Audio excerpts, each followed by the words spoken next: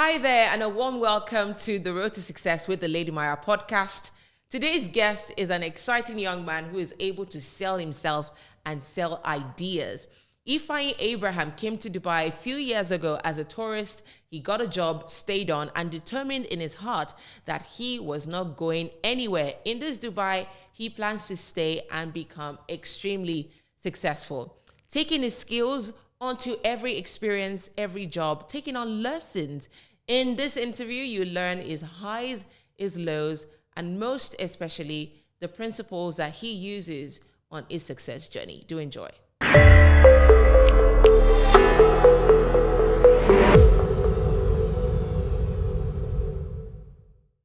Ifeanyi, what's your surname, by the way?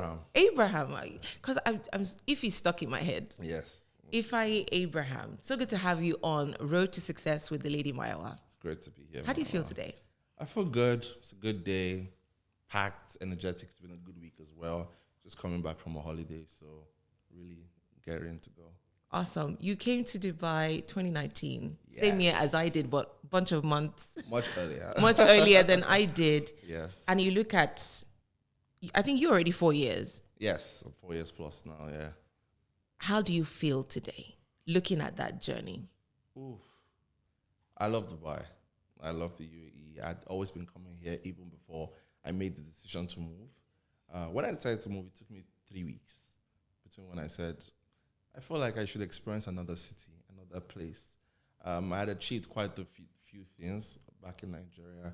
I had just come off an election where I was part of winning the election. That election money. Yes. But I felt like I was a local champion. And Dubai, the times I had been to Dubai, I just got that sense. It reminded me of Lagos. Dubai was like a startup, and I had a lot of experience working with startups as well. And one of the things I know that is if you give your value and time into a startup, it will succeed. It has the potential to succeed. So I feel good. I feel great. It's been 4 years of learning, of growing, of failing, of rising again. And I just know that there's so much more to give. There's so much more to receive. So I'm very excited. You know, when you talk about local champion, it reminds me of a prayer point I always used to pray about back in Nigeria.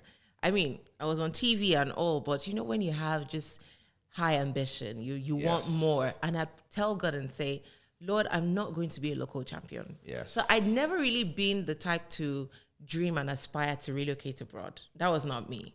True. I was more, I want to travel the world, and I want Lagos to be home, the hub, where I hop in and hop out, traveling the world, but home will always be Lagos. So I didn't really have that Jackpot ambition, but that local champion thing. Why do we maybe sometimes feel like if we stay home, it has that local champion feel? Why do we think that? Is it true? Yeah. If you think about it. So it comes from so many different things. Nigeria is a country with over 200 million people. So the probability, the odds of making it, of becoming that mega star might sometimes be limited for certain kinds of people. So you're well known in your industry, but if you're the sort of person that's high energy, high impact, big ambition, you want a bit more. Dubai is a country of less than 11 million people. And Dubai is a country that is still growing. And especially for we as Black, as African people, there's still that opportunity to come and create impact within the country. There are fewer gatekeepers in Dubai than we have back home in Nigeria. So that's why you can come and be one of the most known media faces here. That's why I could come, I could start up Nigerians in DXB, and in such a short time, achieve all the milestones that I achieved, and so many other things that I've done since I've been here. So there are a lot less gatekeepers here. So that helps a lot. And if you're the sort of person that has big ideas, you're disruptive, you're hardworking, you're a person of integrity, you have the chance to truly make it here. Definitely the place for you. It's like that definitely. Dubai dream that they sell. Though the dream is one thing, the hustle is It's so another thing, of course. separately. Yes, the hustle is so separately from the dream. Yeah. So let's go to arriving in Dubai and that energy. I know that one of the first major gigs you got was with MENA speakers. Yes, MENA speakers. So when I came to Dubai, initially I didn't immediately want to start working.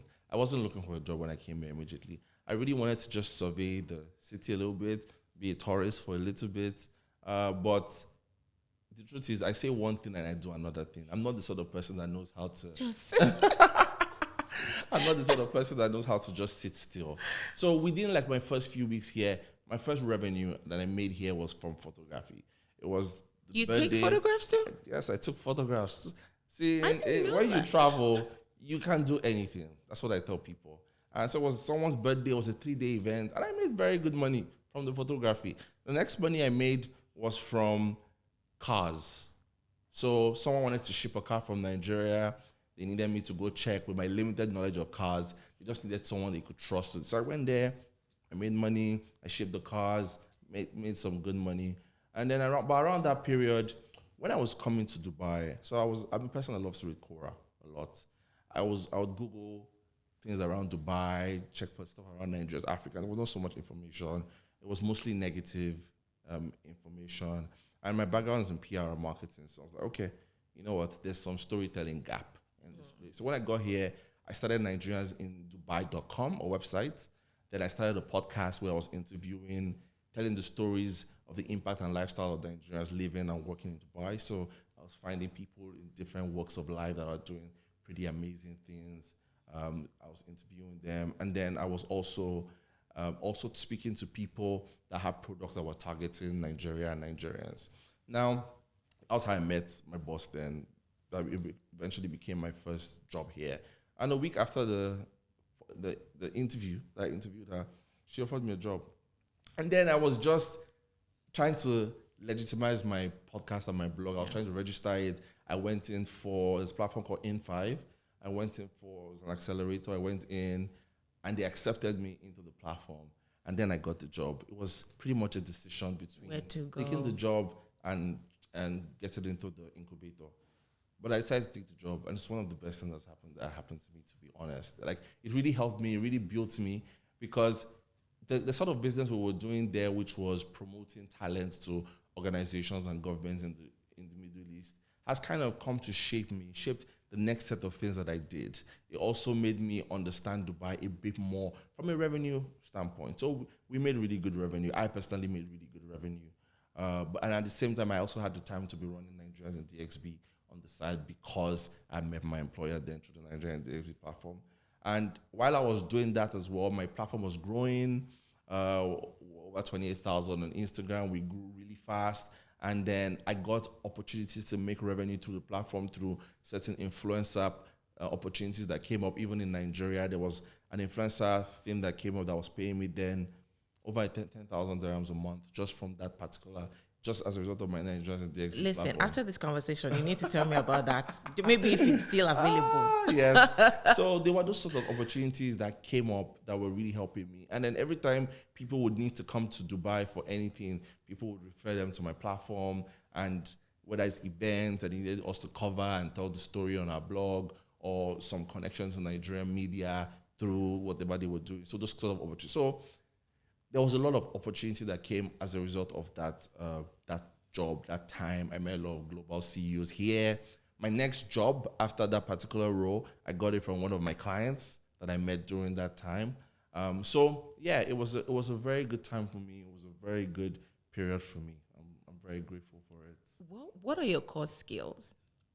Because in a city where some would say it's difficult, they don't like us. Yeah. I'm finding it hard. And here you're talking about just hopping from one thing to another, right? Yeah. What would you say are your core skills?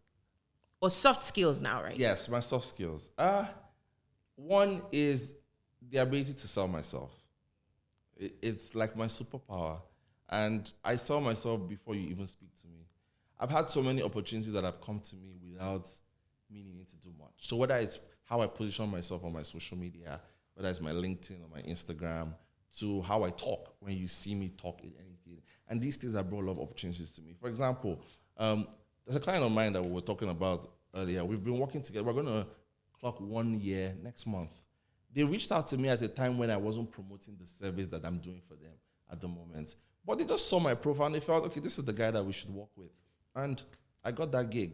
There's so many other opportunities. I remember in 2021, I went through a bit of a bad patch. And I I just, a Chinese person reached out to me, a Chinese lady on Instagram. She saw my profile. She felt I could do what she wanted me to do, even though I wasn't actively offering the service. And that was my revenue for the next 3 months. And it was good revenue. I feel like selling myself is one of the things, whether it's subtly that people see it, that people believe that I can do it, or even with the way I package myself in terms of how I tell the stories. Another thing, soft skill that I believe I have is passion. I'm extremely passionate. Anyone that has worked with me on anything, on any project, would always come back to me to say, let's do something again together because of passion. Another thing is, I'm a big ideas person. I'm one person where there's no idea that you would tell me that will be too outlandish. Nothing. Whatever, bring it on. We can do it. Remind me again what you studied. I read economics in university. So again, because we're talking road to success, and honestly, different people will find different paths to success. Yes. But I find that some people get stuck in, I'm an economist. Yes. And so if they're not finding opportunities along that line, they feel like nothing is working for me. But here you are. I would have said you studied communications or media. Yes. So what would you say is one takeaway for folks, regardless of what they studied? See, this is even more powerful in Dubai more than anywhere else. You don't need to be limited by what you study. The truth is, I have not had to submit my certificate to one organization in Dubai because every opportunity I got was off people seeing me doing something and saying, I feel like you could do. For example, when I was 21, that was my first managerial role at 21. At 23, it was a senior manager role. I'm a director now at the company that I work in. And for example, this last role was off networking. Networking is very important in Dubai. It's something that you can never de-emphasize, whether it's digital networking or physical networking. So a former employer of mine, the employer of mine when I was 21, had an event in Dubai, and he was friends with my current employer.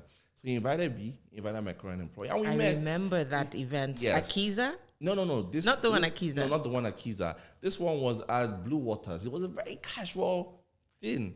And we were having a conversation, and we exchanged numbers, and I kept reaching out to him.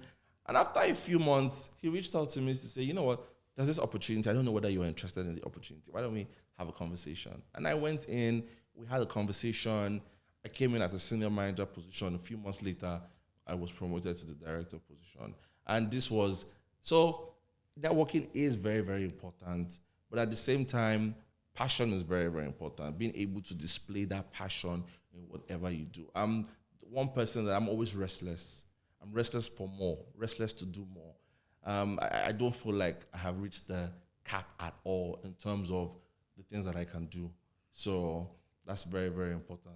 Dubai is I told one of our guests and said, I feel like the UAE and especially Dubai should begin to work as agency for other nations when it comes to image making, branding. I agree. Let's talk about how Dubai is, how the city is, the energy, the culture, and on a personal level, personal branding. Yes. And what you have done, how important, can you be in Dubai and succeed without personal branding? No, you cannot at all. See, Dubai, the country itself is personal branding. Everything that we've come to know about Dubai, everything that we've come to see about Dubai, Dubai manages its reputation deeply, seriously. You cannot imagine the layers that goes into everything that the country does. So even as a person, this is very similar. This is how you have to approach it as well. So you always have to be ready to rewrite the script of your life. I tell people a lot of times, you have to be able to rewrite the script of your life. You feel like things are not going well in a particular area, rewrite it, rebrand. It's very, very important. See, I meet a lot of people that they do not fully understand their own capabilities. They don't. And based on that, they are limited in the opportunities that they can access. And a lot of times I work with some of these clients on a one-to-one basis to help them to come to the fore. Realization. Like I received a message from one of the people 2 weeks ago. She was like, thank you so much. I just got a new role. And when I first met her, I told her, like, your profile is not saying who you really are. And she was able to trust me enough and there'll be so many people like this. And it's not just Africans that I've worked with. Well, I've worked with Italians, I've worked with French people from diverse cultures that did not understand how to fully put their best foot out there. And it's very important. And every time we're done, there is always that realization that this is me. I just was not communicating it properly. So I think every time I feel like we should always be doing personal branding assessment. And Dubai is always doing this. That's why Dubai has this mandate to be always the biggest, the best. Yeah. Burj Khalifa is the tallest building. Let's do Dubai Creek. This is the largest. Let's do this. Whatever is the biggest, shiniest, yes, most popular. They want it. Let's do that. Let's do it. Yes, it's a thing. And it comes from the culture of the leadership. The leadership culture is very important. The leadership understands the importance of some of these things. And sometimes it's subtle, other times it's very loud. But trust me, I've learned so much from how Dubai brands itself, from how the leadership chooses to approach personal branding. And I know when I first got here, how certain places were and how they are now. Everything has changed in such a short time. Dubai has audacious goals, whether it's self-driving cars to some of the other global trends. Dubai is willing to pay for talent as well. Yeah, so Dubai is always welcoming talent from the West, talent from Africa. Come and bring your expertise here. Yes, if you have value, we will pay for your value. Yeah, so yeah, those are some of the very, very important things that I feel like people need to embrace, people need to learn. My message to everyone that's whether listening and you're kind of like stuck at different places within your personal journey, within your personal story, sometimes you just need to ask someone else to take a look at you. It's very important. That's something I do personally sometimes. I ask someone else that I trust, so someone else just take a look at my... Yeah, what do you see when you look at me from the outside? And let's see how I can tweak this. And then one of the things you talked about was my first degree. My first degree is in economics, but I've redefined myself so many times. I don't even remember that I studied economics, to be honest. A lot of my friends have done CFA, they've done all of those things. But when you find what you're passionate about and what can give you opportunities, be ready to define yourself. For example, I came here, I started out PR comms. But today, I work mostly in business development, sales, and partnerships. I found that I'm really good at this. I'm really good at it. So I fully embraced it, and I love it. So that's one of the things that I advise a lot of people. Yeah, stick to what works. Look at the trends, and look at the value that you can add within the trends. That's very, very important. That's amazing. I mean, I sit down here, I look at you, and we've known each other not 4 years, but nothing less than 3 years, perhaps, or more. Yes. And I've seen different versions of you, right? More to come. I see how you do one thing. If it's not working, you redefine, you come back. You've had many highs. Yeah. Where you are today, my God, I'm like, we need to talk afterwards because the money that is in your car, you need to give me something out of it. But jokes aside, I see how you keep evolving. You keep, something comes your way, you find a way around it. And as much as you've had many wins, you've also had many losses. Oh, yes, I have. And it comes with the territory, if you ask me. We're talking about being disruptive, being restless, doing something new, trying it, and the courage to keep rising. And I know that there are a bunch of things. If you had a shelf for your awards, you probably also have a shelf for the things that didn't work. For sure. Starting with your version of the speaker company. Yes, Find of course. Black experts. Yes. Tell me about that journey. Yes. So I started Find Black Experts soon after I had left. Not immediately, maybe it took like about 8 months after. So when I had a stint at a recruitment company, which was a very good time for me as well. But then I decided that there was a gap in the market for Black and African speakers to really tell their story. I was seeing the sort of money that was being made by non-Black, non-African speakers. And while I was working for the former organization, I'd done all that I could to push Black and African speakers, creating certain kinds of opportunities for them. And I thought that I could do it at a much bigger, at a much more global stage. And I started my own company. Now, I had a bit of a setback initially when my partner kind of pulled out pretty early into the company. But I was like, you know what? I'm going to go this alone. I'm going to push through. I kept my team. I was paying salaries. I was doing everything. And as God would have it, so many opportunities came along the line during that. But now, I did a book called The Black and African Guide to Moving to the UAE under the platform of Find Black Experts. Now, unfortunately for me, I put my all into that book, all my money then into that book as well.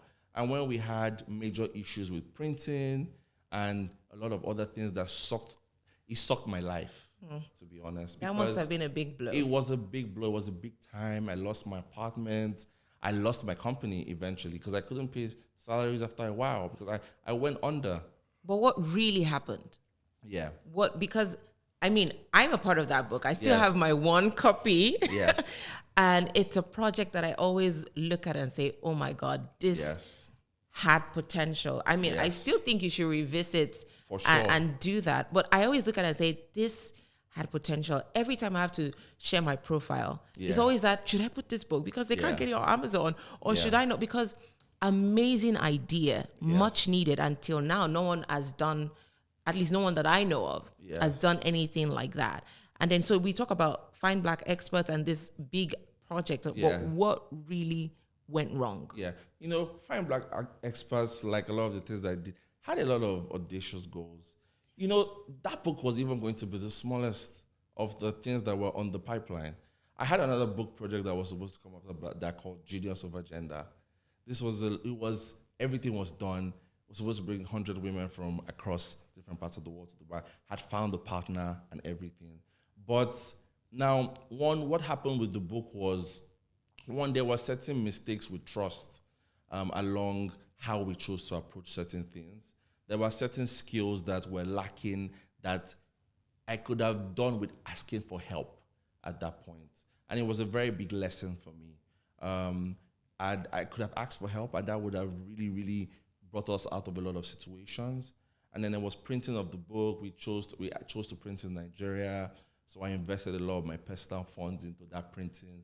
So I ended up with over 100 copies of the book that had certain issues with the book that I could not now sell, or I couldn't even share with the authors. So that was really, there was no coming back for me. There was no other funds that I could have accessed at that moment to fix it.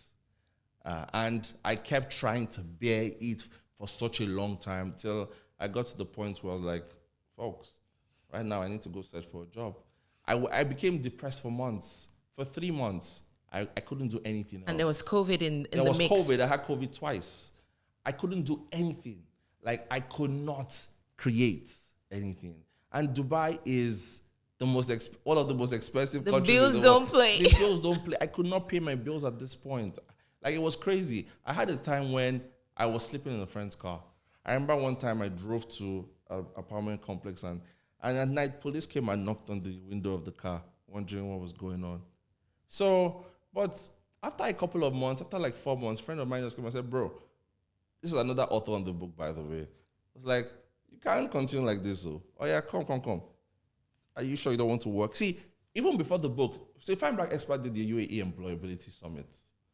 I was a part of that as well. It was a packed event. That's an event we could have done every year.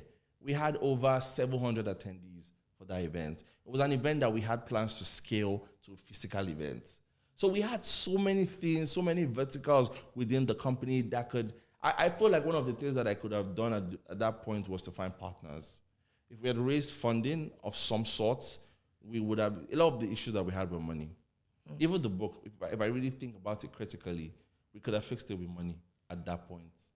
But I couldn't find partners, I couldn't find the funding, my own shame, personal shame. That's the thing that a lot of us have as well. Personal shame can limit you a lot of times. And it's something I've had to deal with. I want us to talk about that. Yeah. So someone looks at you, you're seated here, dressed to the nines, you look smart, you sound smart, you are smart. Yeah. And you have high expectations of yourself, which is what produces the results that we see. Yeah. Because you hold yourself to a very high personal standard. Yeah. And then you come to a point where you feel like you even failed yourself. You failed your potential. Yes. And a lot of people get stuck there.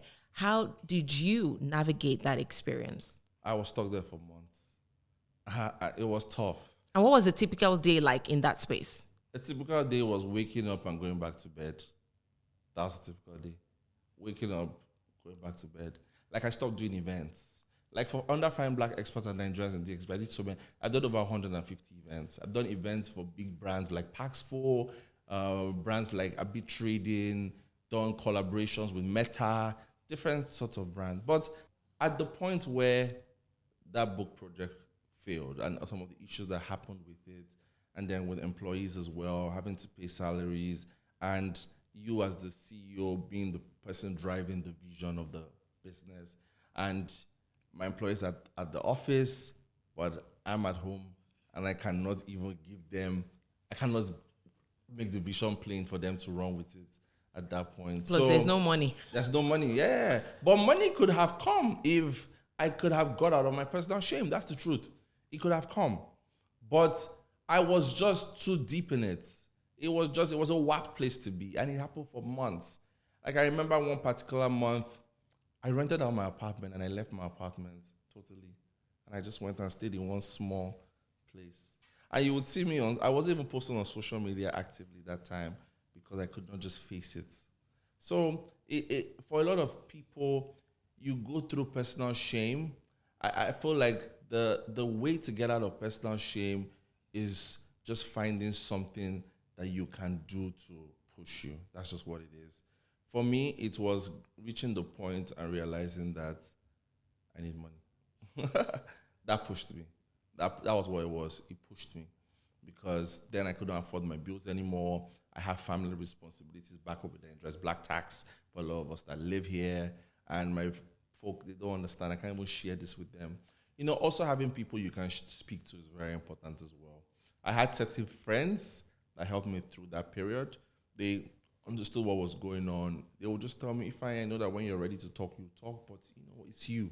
We believe in you. We've seen you do awesomeness. We've seen you come up with ideas that are so audacious and nobody else could think about it. We've seen you do some kinds of, and those subtle words of affirmation, they really, really helped. They really pushed me.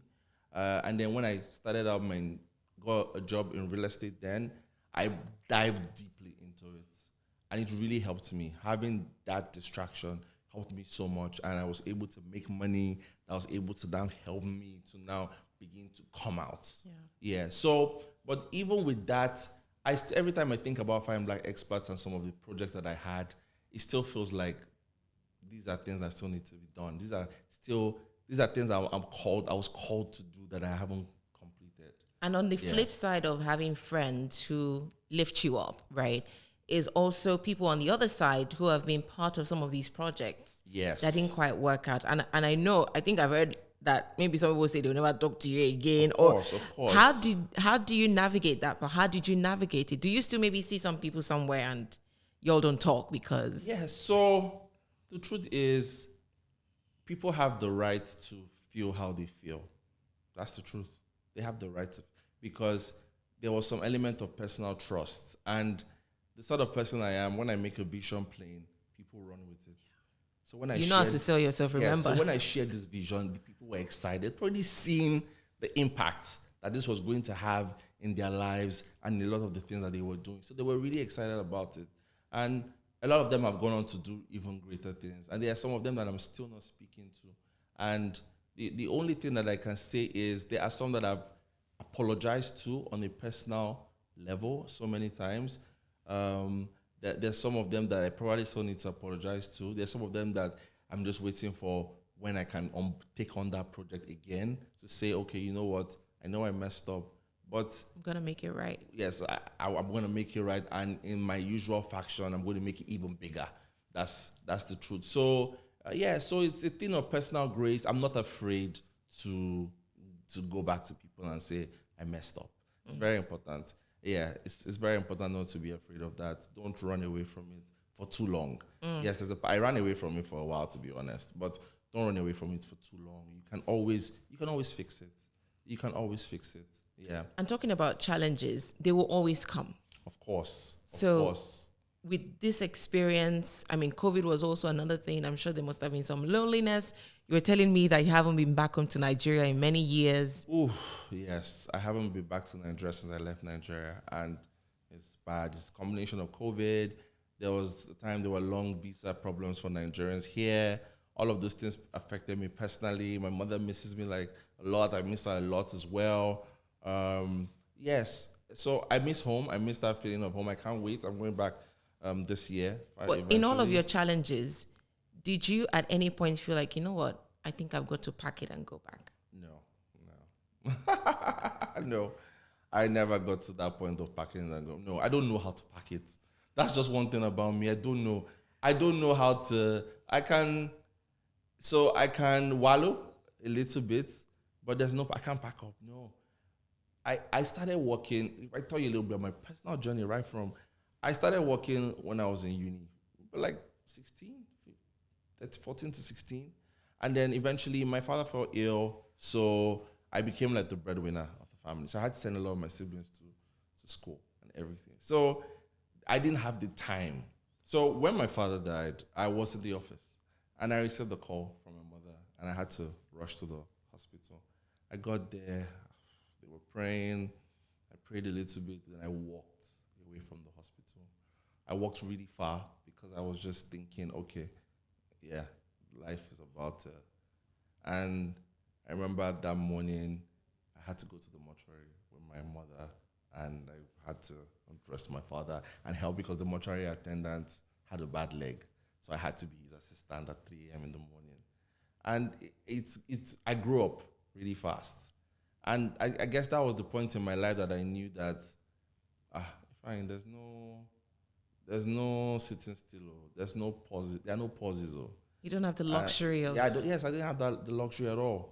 So I had to be different. I had to find escapes. I had to work. I had to think. I had to really, really plunge in. And I'm grateful to God because the truth is that there are opportunities that have come my way that people have always been shocked at, like how, where from. Yeah, so even up to my coming to Dubai, because like you as well, I was not a Japa person. No, I love Nigeria. I made good money in Nigeria. So I wasn't thinking about leaving. But at the time that the opportunity came, I guess it was just the right time. And even in Dubai, even now, even when Nigeria started to have a lot more issues and people were moving to the UK and everything, I just felt like, nah, it's not. There's still more. My thing is still here. This is the place. Yeah, and that's how I still feel right now. And even as I work in global mobility now, second citizenships, and I feel like I'm in the right place as well. It's an industry that kind of complements a lot of the things that I've been doing in my life. Even with Find Black Experts, this is relevant, and everything. So I feel like these are skills that I still needed to embrace in my journey, and I'm looking forward to see how everything comes together for the next level of my life. So looking at your journey, so rich, so packed, right? So many angles and high points and low moments as well. What would you say about turning challenges into some kind of advantage when we hit a roadblock? Because the journey and the road to success will always come with different events. Yes. Great, not so great, absolutely horrible.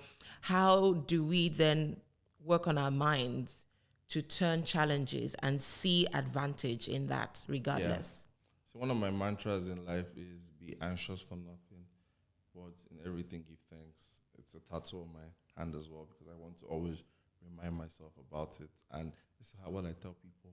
No matter what situation that you're in at that moment, try to rise above it. Don't allow the anxiety to eat into you. And so whether it's God that you believe in or it's your own ability to come up with disruptive ideas to escape the situation, you can escape the situation. There's some stories I could tell here that are inappropriate for the audience, but have still been about me following this same mantra, and it has worked for me. So on that road to success, I believe that we need to always just believe that there's a solution, there's a way. And if you keep still and you allow the quiet voice, it will come. And then even if it doesn't come from you, try to speak to people. Like reach out to someone that could that knows, that understands, and you will know what to do. Those are the things that are very important. I don't play with partnerships at all. I don't play with people at all. I don't play with people. I don't play with the potential of people. That's why every time I'm a community builder. This is what I do for a living. Before coming to Dubai, I had built a community with my partner of over 110,000 people. It was a global beverage community. I built a dating community. I built other kinds of communities. That's the sort of person that I am. So I thrive when I have people. So I don't play with people. I don't play with the power of shared knowledge. It's very important. That's why at these events, when you listen to speakers as well, always try to get what did that person do that helps them to be able to push out. You're obviously a multipotentialite. Yeah. What are your struggles? I'm one as well. What are your struggles as a multipotentialite? Well, my struggle sometimes is determining what to do at a particular time, determining what season it is. So, and yes, that's my biggest struggle actually, determining what to do at that time. There's so many things I could be doing. There's so many things I could be doing, but sometimes I just have to. I have someone that's my knockback person. I just send everything to her, and then she's like, "Okay, you're here again." See, recently I came up with a disruptive idea, I'm telling you, it's disruptive. And I spent hours working on it. And I sent her, she's like, okay, but just hold on, chill. Let's look at how you think about let's check how you feel about this next week. So I have a lot of things that are in the shelf, in the pipeline that I could still want to do. But then now I've created like a bit of a Venn diagram of my life. So I sit in the middle. Now, based on my purpose, what are the things that connect to it directly? That's how I'm choosing the things that I do now. So I'm in the middle. So what are the things? Right now, I work in global mobility. What are the complementing things? Okay, because of how busy my work is, what do I need to do in order to escape and to be able to be at full capacity? What are the things that I need to do? So that's it. So I feel like that's something that a lot of people need to do for themselves. Have a Venn diagram of sorts. What are some of the things that come together to make up the person that is you, that will allow you to thrive spiritually, emotionally, and even academically? Yeah, so those are the things that are very, very important. Yeah, financially, thank you. Don't play. Don't play at all. Yeah, those are the things that are very important. And then I'm always looking to improve my financial standing as well. Dubai has money. There's money in Dubai. That's what people need to understand. And you have to be able to spot opportunity. There's no such thing as I can't do it. You can find somebody that can do it. Take it on first and figure it out later. Yeah, you can find somebody that can do it. You are one call, one message away from somebody that has the expertise. So that's very, very important. That's something that people need to learn. I bet a lot of people and they tell me, oh no, I rejected it because I'm like, what are you talking about? Like, what are you talking about? See, this is one of the things. I had a friend, she did a role for like 2+ years that she wasn't so great at, but she had me. I was the extra man. It was I will cover for all. Well, she's excellent at it now. She doesn't even need me anymore. Awesome. Sometimes that's what it is. For example, during COVID, a lot of people lost their jobs. Yeah. I had people that I had to help pivot their careers. And they had to find things and those things were able to successfully make them revenue. Why? Because they were able to embrace it. They were able to listen, to speak to someone that could help them. So these things are very, very important for you, and even more important in Dubai as well. How do you describe yourself outside of job roles? Describe yourself without a job role. Okay. So I'm a people's person. I'm a very good friend. I'm a life wire or a life hacker. So that's what I call myself. I actually have always defined myself. I call myself a life hacker because I've been able to hack my way through so many things in life, so many situations. You cannot box me in with one particular cap. You can't say this is the all. No, I'll do it. I'll figure it out. Just when we think that we've seen it all. Yeah, there's something else. Show up again. Dimension. Yeah. So that's how I'll do. So people person, a life wire, a life hacker. That's really how I like to describe myself. And what is success to you? Ooh. Success is being fulfilled in your financial, emotional, and mental capabilities. That's what it is. Being fulfilled financially, emotionally, and mentally. Without those three coming together, there's no way to achieve success. Yeah, it's very important. You know, I remember there was a time in my life when a friend of mine told me that she thought I liked fame more than success. It was so interesting. But I had to, and she was keeping success defined at the financial level of success. But no, see, fame is a part of your mental success. That's what a lot of people don't know. So she was boxing success into that Just small money. box. Yeah.